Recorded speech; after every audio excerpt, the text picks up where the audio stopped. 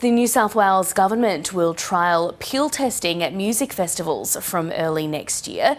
The move comes off the back of an interim report from the state's drug summits this year. Reporter Miles Holbrook-Walk joins me in the studio now. So Miles, let's just start with how will this trial work?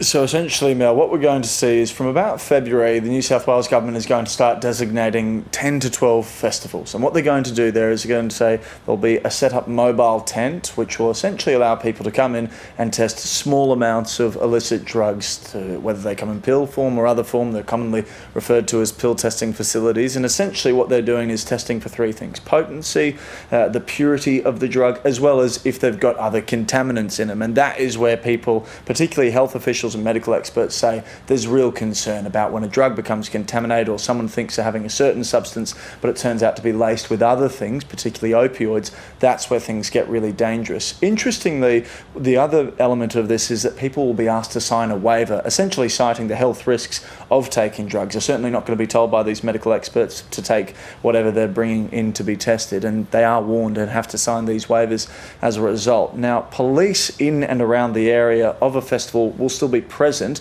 but the idea is that there will be an amnesty at those facilities, and moreover that police will use discretion not to arrest people as they're coming out of these facilities. But what's interesting, and what Chris Minns, the Premier of New South Wales, has been at pains to say, is that essentially the laws around drugs which are illegal to possess illicit substances in New South Wales, they will still very much be enforced, particularly in and around festivals. There is a now kind of grey area about people certainly travelling to festivals, and there'll be a zero tolerance approach the Premier warns to drug laws in general. Here he is.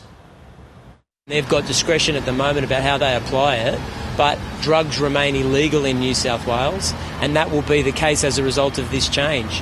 And I don't want to send out a message, because this is not the message from the government, that drugs will be legalised at music festivals. They will not be. You'll be subject to the laws as it applies today, tomorrow, in a year's time, or in 2 years' time.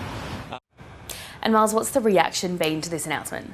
So far we've seen several medical experts actually talk about how they're really buoyed by this trial. This is the second state across the country that's going to conduct a trial across 2025. Victoria's the other one.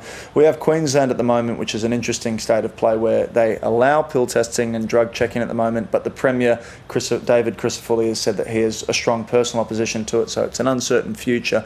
But what's we've also heard from here is from the opposition in New South Wales, the Liberal leader there, Mark Speakman, saying that he's not convinced by the evidence of pill testing, and that he thinks the best advice is to tell people, young people in particular, to not take drugs and focus on education.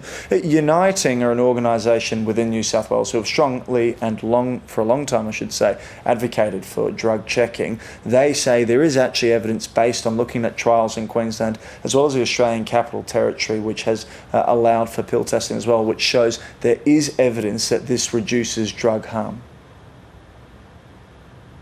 So we know 10 to 20% of people throw away their pill after it's been tested.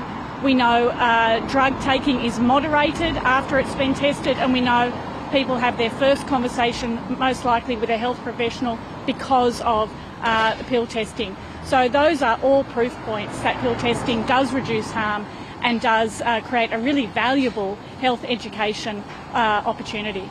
That's some of the non-government organisations there, Mel, who are very happy to see this. Of course, this all came off the back of a statewide drug summit where there was a lot of discussion around introducing things like decriminalisation of drugs, as well as a series of other, almost a shopping list really at one stage, of harm minimisation pieces that they wanted to see adopted into legislation.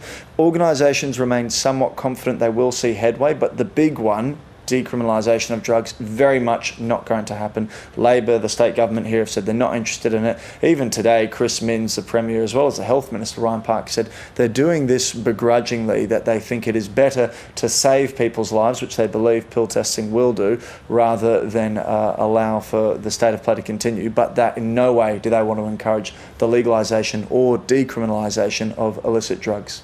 Miles Holbrook-Walk, thanks for the details.